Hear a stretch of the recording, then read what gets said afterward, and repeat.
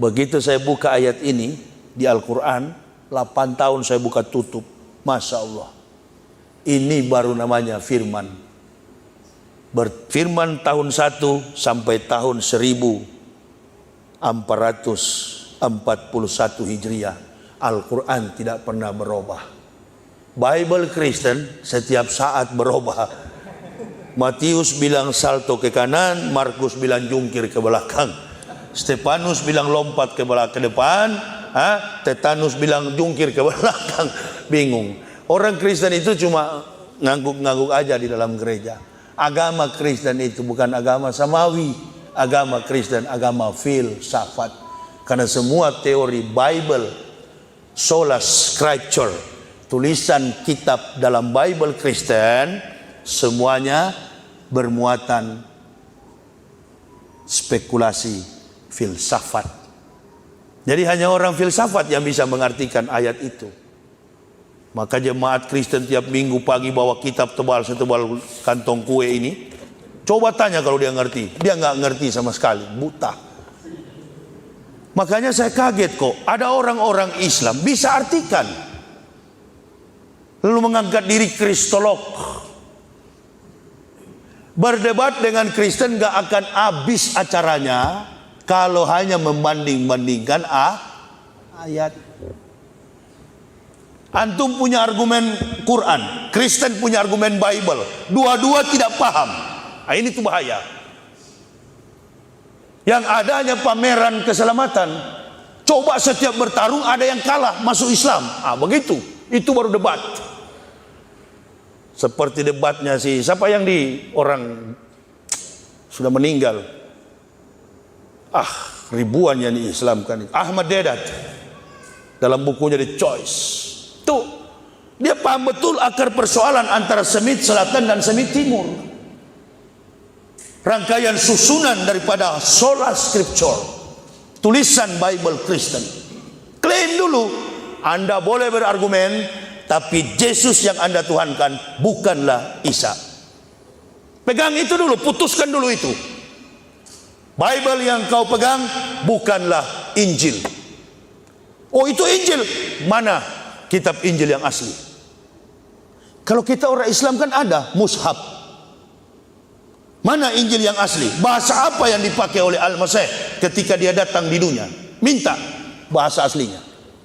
Kata orang Yahudi, Injil yang asli itu disimpan ke dalam dasar laut mati. Saya bilang Prof. Willy Loloang, orang Manado, dosen pembimbing saya, pulang Prof, sedangkan Tuhan saja Yahudi tipu, apalagi cuma kita. Jadi susunan Bible Kristen itu tidak bisa dibanding-bandingkan dengan Al-Quran. Sama contoh Natal begini, 25 Desember katanya hari kelahiran Yesus. Bukan. Abineno, pendeta Kristen, mengatakan dalam bukunya Ibadat Jemaat Abad-Abad Pertama, Badan Perpustakaan Kristen Jakarta, 1961, halaman 64. Kami tidak tahu secara persis tanggal, bulan, tahun berapakah Yesus dilahirkan. Itu Abineno yang ngomong, pendeta terkenal. Bukan Esra Sorrow yang di pinggir hutan sana itu, bukan kelas lah itu. Jatuh harga diriku kalau mau tantang itu. Apa kesimpulannya, ibu bapak? Haram? Saya nggak haram, sampai hari ini nggak haram. Tapi kalau kita umat Islam, orang Kristen aja nggak tahu, lalu kita ikut-ikutan, bukan haram, sama-sama goblok dengan kafir. Itu keras tapi ilmiah, keras tapi punya argumen. Jangan keras tak punya argumen. Itu haram tidak? Masa ucapkan Natal haram? Ya kita kan dilatih Iqra, betul? Nunnya kita ganti kok, begitu. Tetangga saya Bambang di Cibubur, Ustadz, saya nggak enak ya, tiap 25 Desember diundang di perusahaan, saya harus beri sambutan. Kalau sambutan, pasti ngucapin Natal. Ya ente kan belajar Iqra, Bang.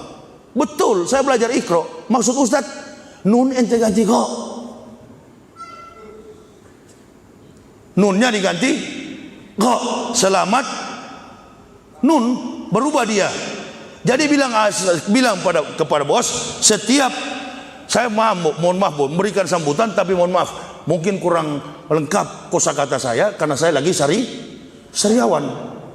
Memang hadapi ular harus lebih licik daripada ular. Jadi waktu berdiri jangan bila Natal, kan belajar Iqra kita semua. Nunnya diganti go, baknya juga diganti go. Jadi ucapannya, lafaznya begini karena sariawan. Selamat hari Natal dan tahun Garu. Sudah jelas itu. Selamat hari Gatal dan tahun Garu. Karena kalau Natal, kalau Gatal Bu harus di Garu. Kenapa ente sedih? Nggak ada yang haram, nggak ada yang haram. Ngucapin Natal itu nggak ada yang haram. Jangan terpancing kita. Saya nggak jadi pancing-pancing kita supaya merontak. Kita doain deh orang-orang yang masuk Islam yang berguna bagi Islam. Bukan masuk Islam karena mau kawin, bikin repot, datang ke masjid, kotak amal diincar, minta-minta, miskin terus ngakunya. Banyak kan begitu, apalagi mau dekat-dekat Ramadan. Saya diusir keluarga, saya miskin, saya Allahu Akbar. Sampai ada yang lapor ke rumah saya, Ustadz, sampai marbot punya motor lewat. Terus dia jual nama Ustadz, dia jual nama saya. Saya muridnya Ustadz Yahya, mahasiswanya Ustadz saya dulu. Saya sekarang sudah masuk Islam. Dibantu jamaah, habis kotak amal, motornya marbot dibawa lari. Jual nama saya. Nah, di situ saya bilang ke jamaah kritis, dan kepada yang mau coba-coba masuk Islam, jangan masuk Islam kalau otak tumpul, hidup Islam ini bukan agama pelarian. Di dalam sudah banyak bahlul, ente tambah lagi. Sudah jelas ya.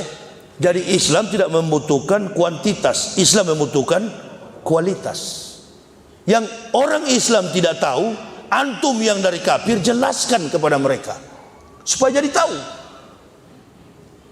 Jadi begitu Isa sampaikan itu, Yahudi belum akui kalau Isa ini bagian dari agama Yudaisme. Karena pola kehidupan Yahudi itu sama.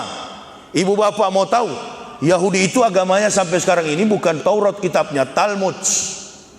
Di bawah pengaruh dari 3 kitab, susunan kitab yang pernah dibawa para nabi, sebut Tenat, Torah, Nebi'im, Ketubim. Yang dipegang oleh Yahudi sekarang adalah Talmud. Tulisannya kanan ke kiri, abjadnya mirip sekali, hampir mirip dengan Hijaiyah. Makanya kalau Yahudi menyebutnya rumah sembahyang, Bet Tepilah, menyebutnya rumah pendidikan sekolah, Bet Hamidros. Orang Arab menyebutnya madrasah. Hampir sama. Saya ana, anta kamu. Itu bahasa induk, bahasa ibu mereka. Bahasa ibu orang Yahudi bahasa Arab, Arabik. Orang Yahudi ketemu orang Arab, bahasa Arab, bukan bahasa Ibrani. Alef, Bet, Gimel, Dalet, He, Waw, Sayin, Ket, Tet, Yot, Kaf, Lamet, Mem, Nun, Samek, Ayin, Pesade, Kofres, Shimtau. Dari mana kata Christ itu? Kok nggak ada, sedangkan abjad Ibrani nggak ada huruf C. Dari mana kata Christ itu? Dari mana? Yeshua Hamasya. Lalu dia berubah menjadi Lesos Christos. Diperkecil maknanya lagi dalam sebuah kata bentuk Yesus Kristus. Makanya saya masuk Islam. Saya takut tahun depan dia berubah menjadi Maradona. Beginilah ceramah kalau orang capek ya. Belum istirahat masih pusing saya. Bawa lari mobil jauh sekali. Potong-potong Kompas saja. Lah kan masih banyak. Saya sampai tanggal 22 di Surabaya. Jadi itu ibu bapak, meninggalkan kezoliman, kekafiran itu tidak mudah juga. Apalagi kami orang Manado, tidak gampang. Orang Manado itu kalau sudah masuk Islam, sudah nggak ada lagi dihitung sebagai saudara, dihitung sebagai keluarga, diusir bahkan. Beda dengan orang Batak. Orang Batak itu ada Nasution Kristen, Nasution Islam, Lubis Kristen, Lubis Islam, Nainggolan Kristen, Nainggolan Islam. Saya setiap tahun itu berbulan-bulan ceramah di Medan. Di Medan itu mayoritas orang Batak itu Muslim, bukan Kristen. Muslim. 73% orang Batak itu Islam. Siapa bilang Kristen? Itu teori, meneliti ke sana. Ada pesantren tua di sana, Mustafawiyah di Mandailing, Natal. Ulama-ulama tua banyak di sana. Guru-guru tasawuf. Desa keliling Pulau Jawa, Kalimantan, keliling semua berdakwah. Dan saya paling tahu kondisi umat Islam hari-hari ini. Begitu saya masuk Islam, alhamdulillah, bukan memuji diri. Upaya kristenisasi mati, tidak berdaya. Karena saya kalau ceramah tidak ada tedeng aling-aling, kau kafir ke neraka, orang Islam masuk surga. Nah, itu. Tidak ada putar sana putar sini. Mau melawan apa? Di Bible Kristen mengatakan kau ke neraka, apalagi di dalam Al-Quran. Buktikan. Agama Kristen itu agama filsafat, bukan agama samawi. Bayangkan kiai, ustadz nasional ngomong damai Indonesiaku di TV One. Apa dia katakan? 3 katanya agama samawi, 3 agama yang bersumber dari akar agama Ibrahim. Dia sebut Yahudi, Kristen, Islam. Innalillahi. Saya nonton hari itu, ini Ustadz Kaliber ngomong begini. 3 katanya agama yang bersumber dari Ibrahim. Dia sebutkan Yahudi, Kristen, Islam. Kalau nggak tahu, jangan. Setiap ustadz itu punya kemampuan. Saya tidak tahu soal hadis, tanyakan ke Ustadz Somad. Saya nggak tahu soal kitab, tanyakan kepada Mbah Yai yang ada di Pulau Jawa ini. Saya nggak tahu soal umroh, saya nggak tahu soal amalan Islam, tanyakan kepada ustadz-ustadz lokal. Tapi terkait dengan kisah tentang kekafiran Isa, Ibrahim, Sulaiman, David, itu Moses, tanyakan ke saya. Itu bidang saya. Bagaimana Kristen dan Yahudi masuk ke dalam? Betul Yahudi kitabnya dulu Taurat. Tapi Taurat itu bukan dalam bentuk kitab, bukan dalam bentuk manuskrip, bukan buku. Taurat itu dalam bentuk 2 loh batu. Pada waktu Allah memberikan Taurat kepada Musa di Gunung Torsina, Allah katakan kepada Musa, Musa, ini atau itu umat Muhammadin nur aini kaila yadurhum zulmatani. Wahai Musa, aku akan memberikan kepada umat Muhammadin, umat Muhammad, 2 cahaya untuk menerangi mereka dari 2 kegelapan. Bayangkan, umat Islam belum datang, Allah sudah katakan kepada Moses di Gunung Torsina, umat Muhammadin. Jarak antara Musa saja dengan Isa 3.500 tahun. Isa dengan Nabi Muhammad 576 tahun. Total antara Musa, nubuah, risalah yang disampaikannya sampai kepada Nabi Muhammad 4.076 tahun. Jadi umat Islam ini nubuahnya sudah lama disampaikan oleh para nabi, akan datang umat Muhammadin, umat Muhammad. Kita nggak usah sedih kalau lihat saudara-saudara kita di Uighur itu disiksa. Kita berdoa saja, minta kepada Allah, hentikan kezaliman ini dan jangan sampai terjadi di Indo.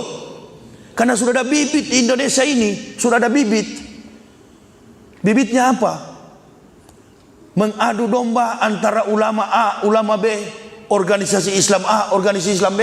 Makanya saya dari awal masuk Islam nggak pernah bergabung dengan NU, Muhammadiyah, Naqsabandiyah, Al-Wasliyah, Wahabi, macam-macam aliran, nggak pernah. FPI, apalagi satu, Ansor, Banser, Banserep, itu nggak pernah saya bergabung. Nggak pernah. Kemana-mana saya sendiri berdakwah, sendiri, cuma dengan bini anak. Dari dulu masuk Islam sampai hari ini, dan nggak pernah minta orang Islam bela, cukup doa. Nggak pernah. Mana ada puluhan ribu yang masuk Islam? Medan sana itu sudah mulai banyak orang yang tertarik dengan Islam karena menerangkan tentang Islam, bukan menerangkan mazhab Islam. Kafir itu pintar sekali, hancurkan Islam pakai orang Islam. Makanya perhatikan, kita berkelahi bukan dengan kafir. Kafir di belakang pegang remote. Dia main tekan, ini yang kita pilih, ini adu dengan ini, si A adu dengan si B adu dengan si C. Tapi ada satu persoalan lagi. Yang saya bilang tadi, Uighur sampai ke Indonesia. Apa itu? Yang anti Pancasila, yang anti NKRI, yang anti Undang-Undang Dasar 45, yang anti Bhinneka Tunggal Ika, apalagi tentang Pancasila. Dari sejarah yang anti itu adalah PKI, bukan Ustadz. Kenapa kita nggak bisa jawab begitu? Yang dari awal anti PKI adalah anti Pancasila adalah PKI. Jadi dia pura-pura saya Pancasila, padahal dia PKI. Begitu. Begitu juga dengan orang yang apa itu, yang tidak suka Islam bersatu. Siapa lagi kalau bukan kafir yang bermain? Siapa lagi? Udahlah, dunia ini kalau 200 tahun dia bertahan, hebat sekali dunia ini. Jangan ibu bapak kira nggak ada itu kiamat, ada. Siapa tahu esok subuh, siapa tahu besok siang.